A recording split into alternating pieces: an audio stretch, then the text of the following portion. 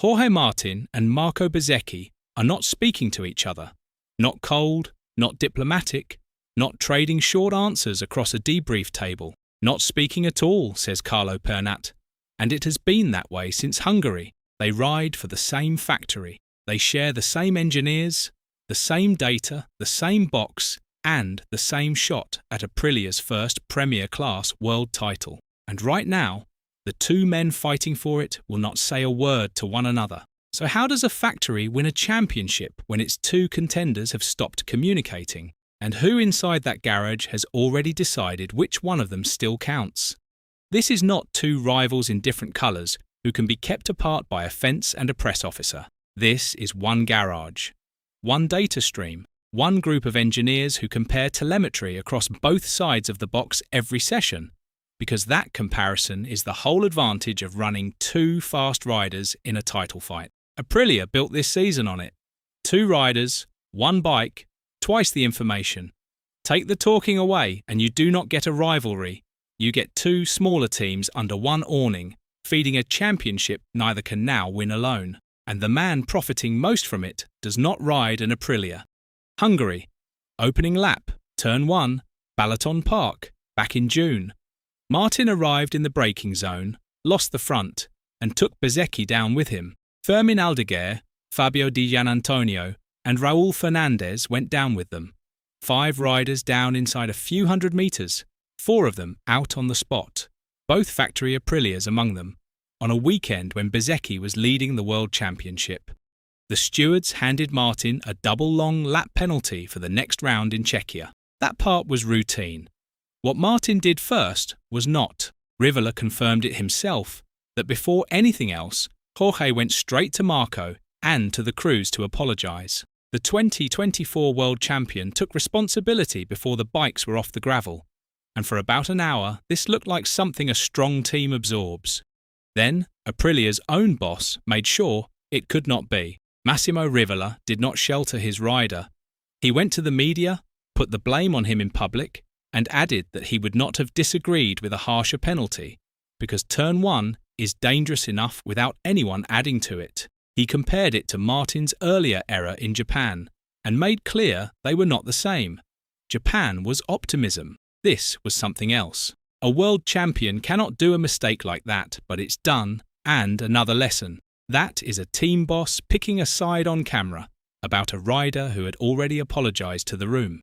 Then Martin argued the fault away, and that is where this stops being a racing incident. By Czechia, he was telling a different version. The asphalt in turn 1 was a disaster. The front went the instant he touched the brake. And on his own team boss's verdict, he said this: "I think honestly, I didn't do anything strange." Put that beside the apology, and the fracture sits in 2 sentences. The apology was genuine, and it was already spent. What replaced it was a public argument over whether there was anything to apologise for. Bezzecchi never had to fight him about it. He only had to sit there and listen. Both men then did the press conference properly. Martin talked about it being time to be more united than ever. Bezzecchi was asked straight out whether the atmosphere in the factory team could change after that crash.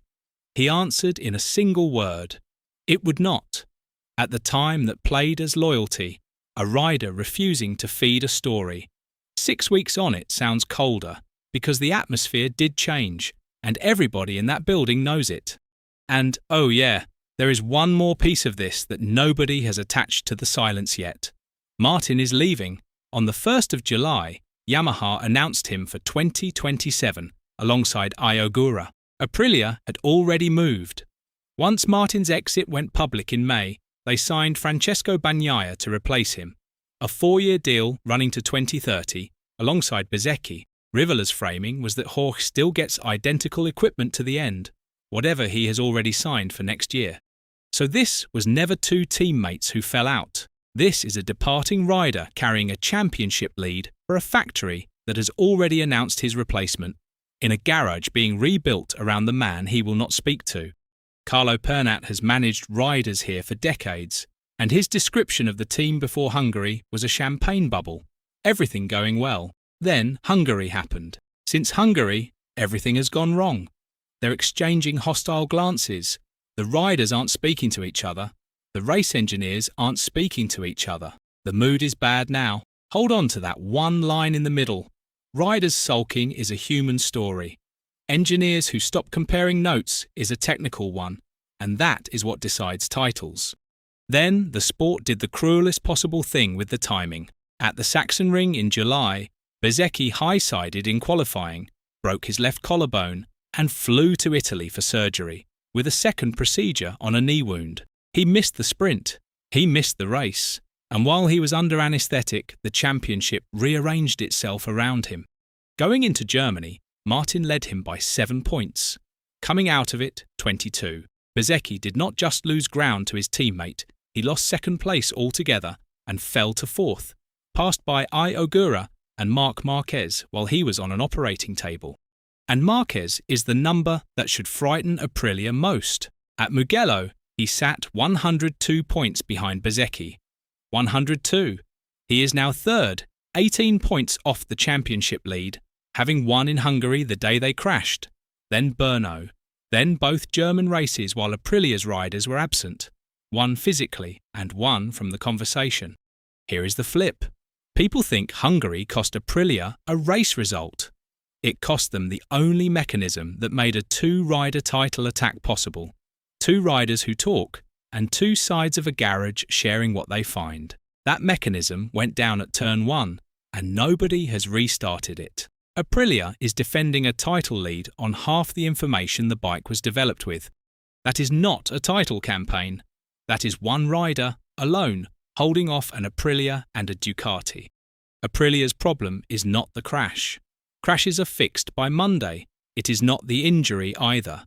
Collarbones heal and Bezzecchi says he is better, that the recovery is going according to plan, with the British Grand Prix his target. He will be back on the bike. The problem is what he comes back into. Every session from here, somebody at Aprilia decides which side of the box gets the new part, the extra run, the senior engineer's attention. In a normal team, the standings settle that. In this one, both riders will take it as a ruling on whose factory this is, and one of them already holds the 2027 contract that answers it. Pernat's closing image was not a crack. It was a vase, already broken. Nobody who has watched a title fight from inside a garage believes a factory wins one while its contenders and their engineers refuse to talk. Aprilia waited more than a decade in this class for a title this close, and they are on course to lose it in their own hospitality. So Aprilia does not have a crash problem or an injury problem. They have a silence problem, and it is currently leading the World Championship. What happens at Silverstone when those two share a garage again? Let us know in the comments below. And once you do that, make sure to click on the video appearing on your screen right now.